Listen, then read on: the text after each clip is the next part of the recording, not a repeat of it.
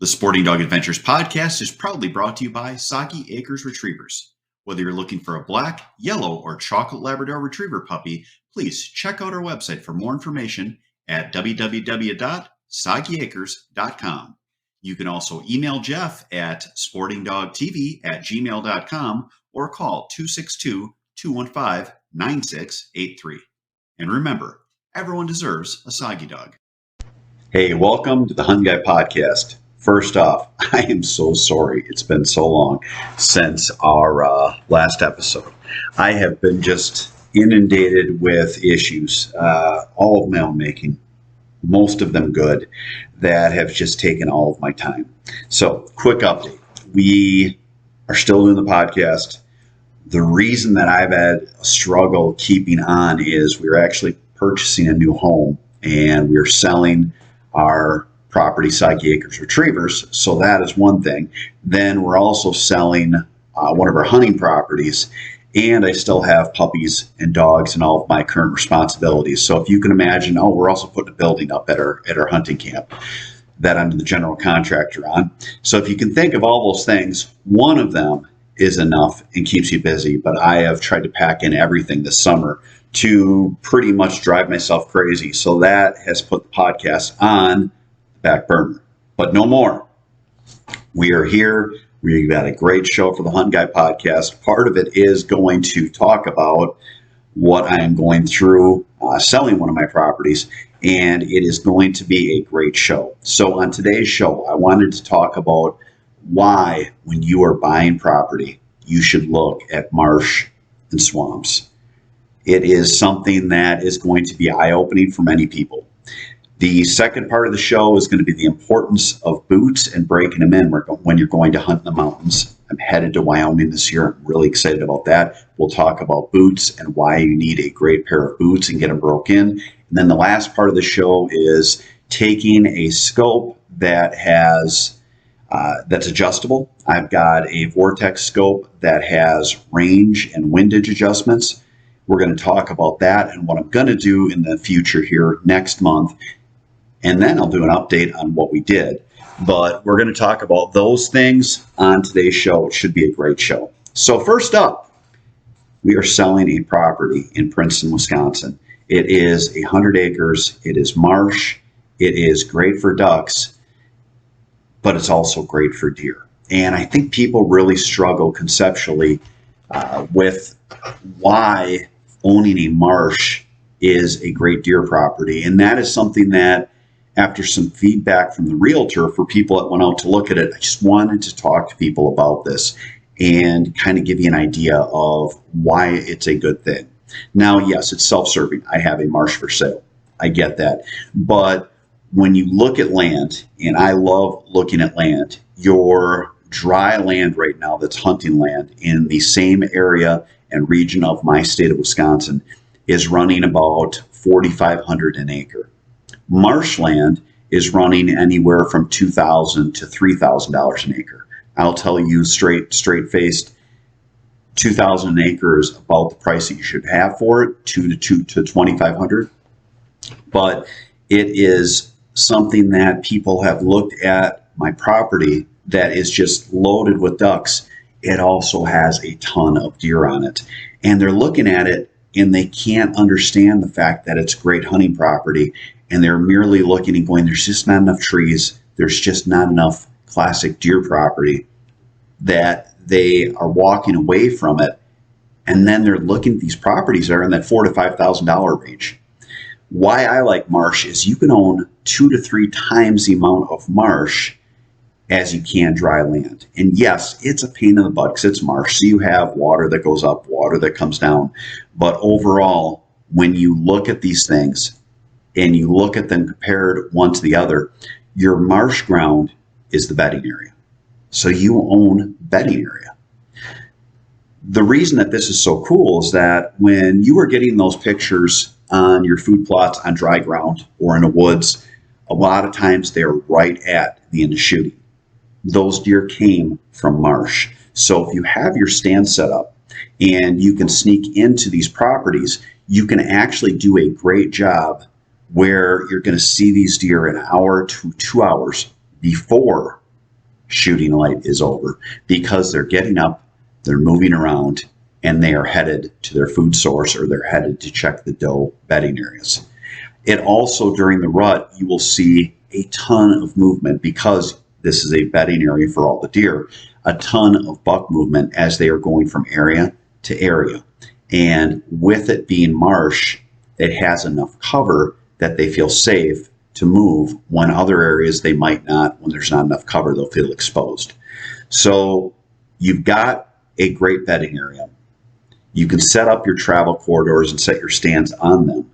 And then from there, you are going to really have a good hunt. I love hunting my marsh. We've got our main property we hunt is 190 acres. And we actually will, you can take your side-by-side, we take Argos, and we'll just drive through a couple of spots in a couple of areas.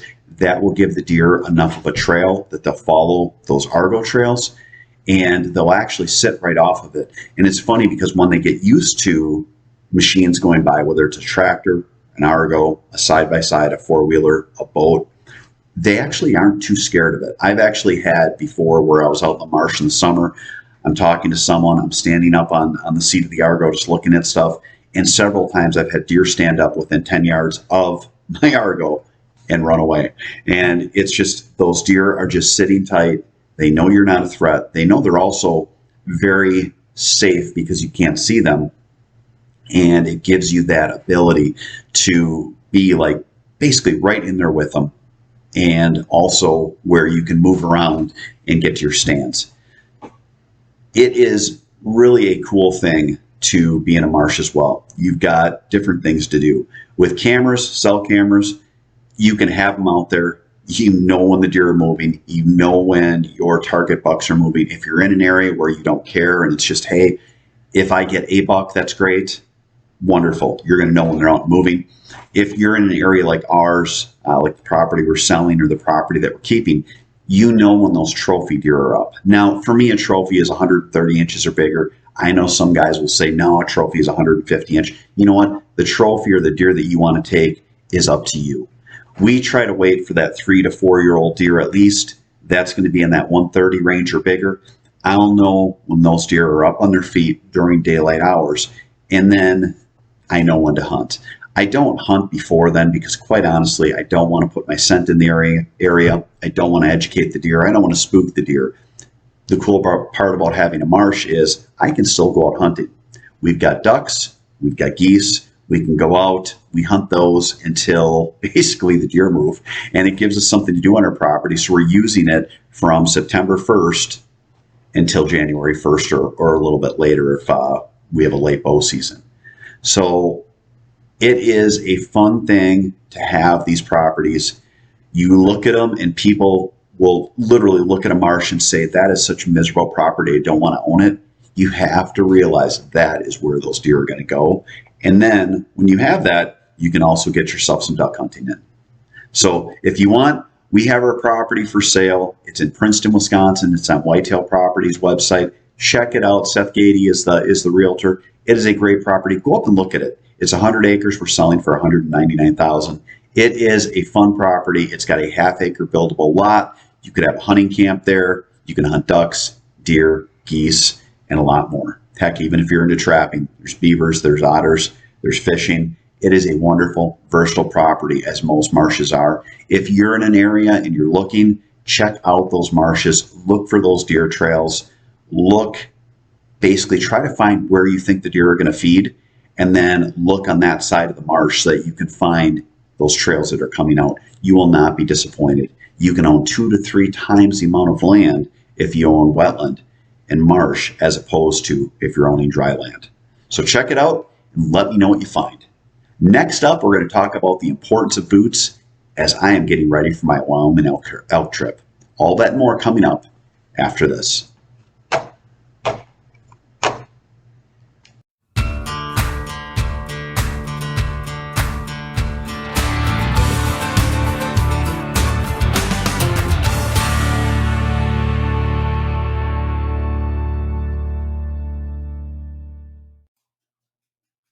If you love the shooting sports like I do, you need to check out our friends at Mech Outdoors. They have fantastic products, Whether you're looking at shot shell or metallic reloading, or you want to get yourself a clay thrower so you can practice up for the season. For more information, check out their website at mechoutdoors.com. Dog kennels can be beautiful. That's the basis on which we built Hunden. We give you the opportunity to have a beautiful kennel that blends seamlessly with your home decor while providing a safe and comfortable respite for your dog. Visit Hunden.com to see all our custom selections and start building your dream custom doggy credenza.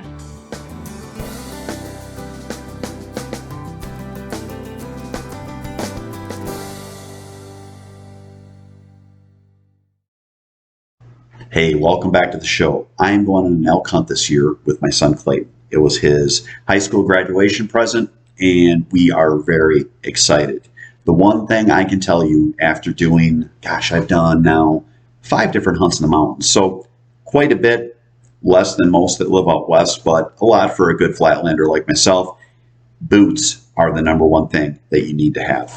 Good boots. Boots that are set up for the mountains. And it is different. The first time I went out on an elk hunt, I went to northern Idaho. I have family there, and I had my pheasant hunting boots, thinking, you know what, a boot is a boot. I took out 2 different boots. One of the boots I could not wear when we hunted and walked downhill because I got blisters from my boot, my foot basically sliding around in the boot. I got something called pad blisters, which if this was the bottom of my foot, I had blisters on the big meaty part of my foot. Then the other part, when we hunted up, my boot, my shoe did not, or my boot did not hold properly in the back, and my heel was rubbing. So I got heel blisters. I literally had 2 pairs of boots that were good enough if I hunted in a certain way, but still killed my feet. The day that I got a nice 5-point bull, I almost didn't go out hunting because my feet were so tore up that I just needed a day off. My cousin talked me into going.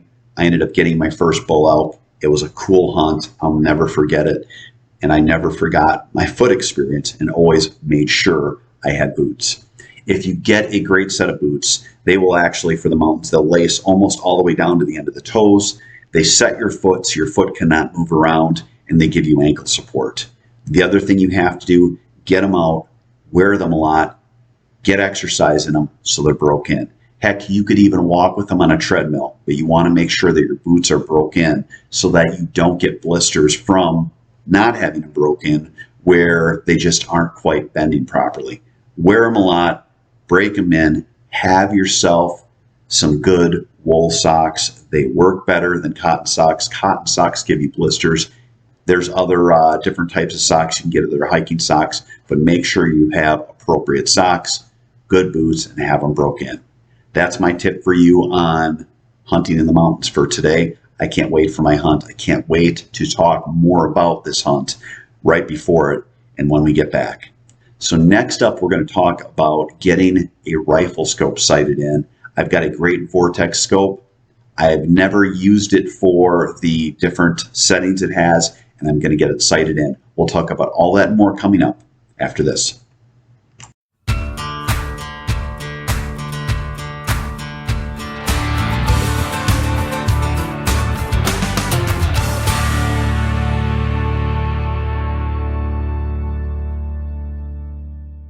Welcome to Boucher in Janesville, where customer service is our #1 priority. Our customers come back to us because of the experience that we provide for them. We're here to make sure that we find you the right car, one that fits your budget, and do so in a timely manner.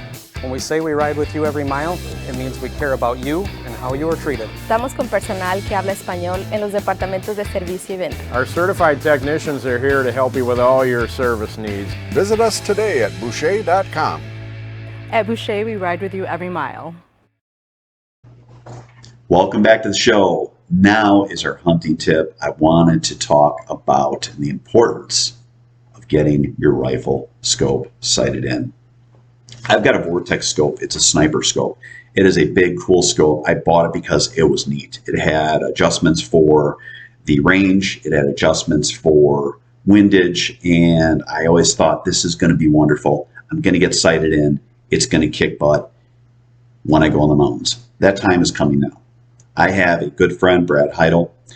We've had him on the show before. Brad is going to work with me on setting the scope up specific to my ammunition and my caliber so that I can basically have on the stock of my scope a chart that will tell me the animal's out this far. I need to adjust my scope to here, and now I'm dead on, and I don't have to do the hold a little over the back. I don't have to do the, shoot a little to the right because of the wind. I'm going to be dialed in, ready to go with this adjustment, and I can put it right on like the deer or the elk is at 100 yards, whether we're over 300 yards or not. And we will have it so that we can dial it in, have it set, pull the trigger, and be confident with our shot. It'll be fun. I can't wait. Elk hunting is one of my favorite hunts, if not the favorite hunt I have. I live in the flatlands of Wisconsin, so I don't get to do it much. So I want to make sure that my scope and my gun is dead on when I hit the field. It is time. It's the middle of summer. Get out, shoot, get yourself ready. Our favorite season is almost here, and that is hunting season. Thank you so much for listening to today's show. Again, sorry it's been so long. I promise we're going to be at least every other week having a show now for you. It is getting close to hunting season. We are the Hunting Guy Podcast, and we want to thank you for checking in today and listening to our show. Have a great week, and God bless.